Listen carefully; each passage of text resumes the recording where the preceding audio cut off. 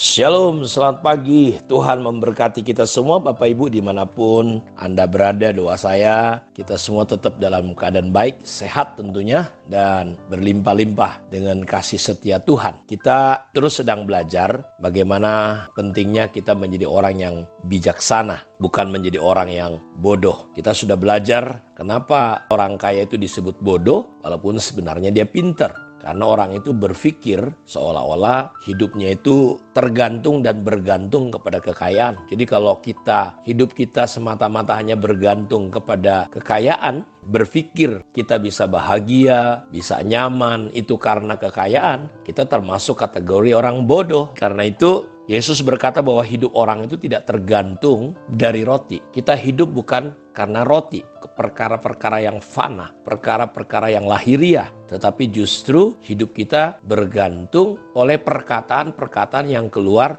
dari mulut Allah. Jadi sama sekali orang kaya ini yang disebut bodoh oleh Tuhan ini, dia sama sekali tidak memiliki firman. Dia cuma memiliki pemikiran, cara pikir yang betul-betul manusiawi dan duniawi sekali. Jangan mengukur kerohanian ikut Tuhan itu dari perkara-perkara berkat jasmani. Yesus bahkan sampai tidak punya tempat untuk meletakkan kepalanya, anak manusia.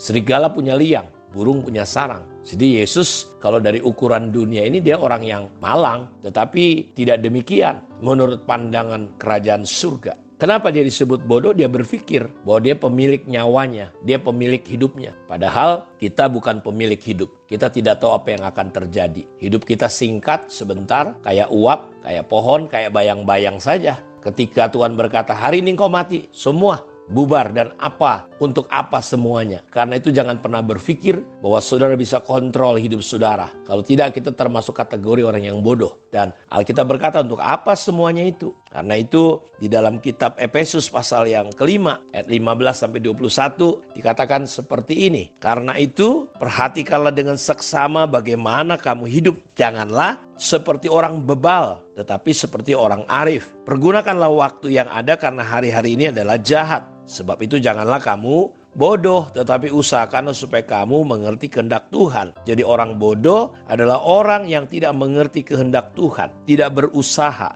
tidak belajar untuk mengerti kehendak Tuhan. Dan janganlah kamu mabuk oleh anggur, karena anggur menimbulkan hawa nafsu. Tetapi hendaklah kamu penuh dengan roh, dan berkata-katalah seorang kepada yang lain dalam mazmur, kidung, puji-pujian, dan nyanyian rohani, bernyanyi dan bersoraklah bagi Tuhan dengan segenap hati. Ucapkanlah syukur senantiasa atas segala sesuatu dalam nama Tuhan kita Yesus Kristus kepada Allah dan Bapa kita. Dan rendahkan dirimu seorang kepada yang lain di dalam takut akan Tuhan. Saya berdoa ayat ini Bapak Ibu bisa menolong kita untuk kita mengantisipasi hidup kita, mawas diri dengan diri kita. Karena ayat ini berkata, karena itu perhatikanlah dengan seksama bagaimana kamu hidup. Jangan seperti orang bebal lagi, tetapi seperti orang arif. Pergunakan waktu yang ada karena hari-hari ini adalah jahat. Sebab itu jangan kamu bodoh. Usahakan supaya kamu mengerti kehendak Tuhan. Jadi saya lihat orang bodoh itu dia menghabiskan waktunya. Karena itu ayat ini berkata hari-hari ini adalah jahat.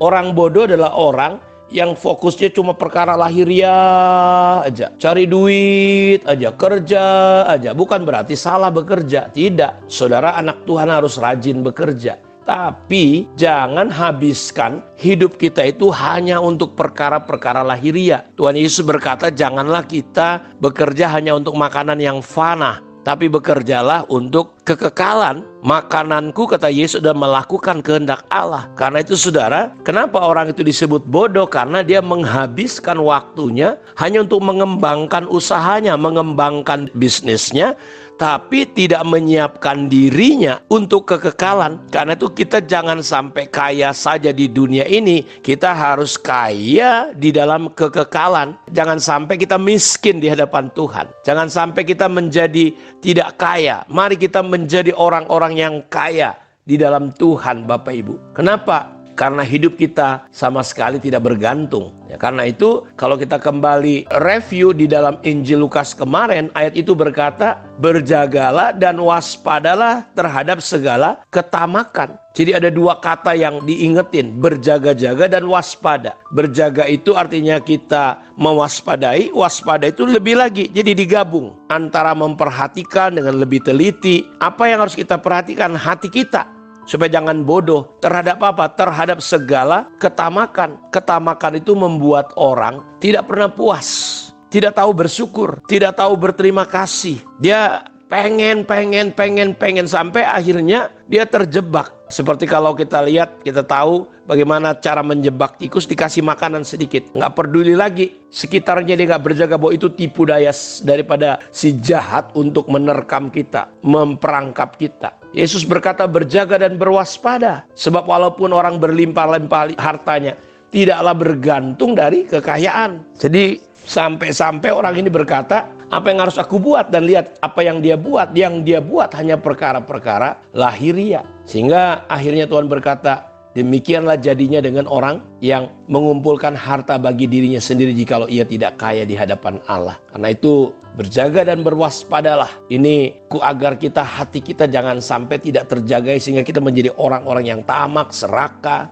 tidak pernah menyiapkan kekekalan, nggak pernah puas, tidak pernah bersyukur. Tuhan Yesus 2 ekor ikan 5 ketur roti, dia bersyukur walau sedikit ada mujizat. Jadi saudara jangan biarkan ya ketamakan, karena tamak itu adalah akar dari segala kejahatan. Ketika orang coba mengejar uang, akan ada banyak kerusakan. Udah banyak rumah tangga hancur karena uang, hubungan hancur saudaraku karena warisan, adik kakak bunuh-bunuhan. Anak laporkan orang tuanya yang sudah tua ke penjara, dimasukkan karena dituntut masalah uang. Jadi saudara, saya mau berkata, jangan ya, dikuduskan namamu, datang kerajaanmu, jadi kehendakmu, berikan pada kami makanan kami yang secukupnya. Jadi jangan sampai harta benda, uang memisahkan hubungan kita dengan Tuhan. Kesibukan, ketamakan kita, saudara, memisahkan kita dari kasih Kristus. Karena hidup kita sama sekali tidak bergantung kepada kekayaan kita. Jadi Yesus memberitahu saudara-saudaraku bahwa sekalipun orang itu sukses, orang kaya yang bodoh ini, bertambah-tambah hartanya, gudangnya, gak cukup. Dia merencanakan ini dan itu sampai dia bisa berkata, hai jiwaku, ada padamu banyak harta. Makan, minum, bersenang-senanglah. Semua yang kita miliki ujungnya, saudaraku, harus ujungnya adalah memuliakan Tuhan. Muliakanlah Tuhan dengan hartamu. Muliakanlah Tuhan dengan hidupmu. Jadi jangan sampai harta kita ujungnya untuk diri kita, kesenangan kita.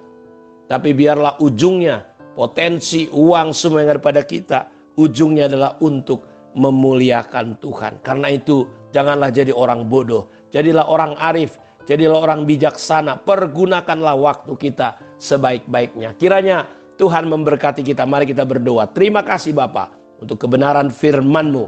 Diberkatilah semua anak-anak-Mu. Buat kami menjadi arif dan bijaksana.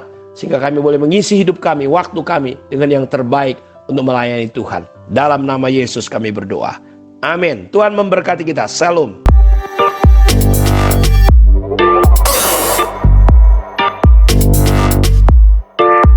Thank you.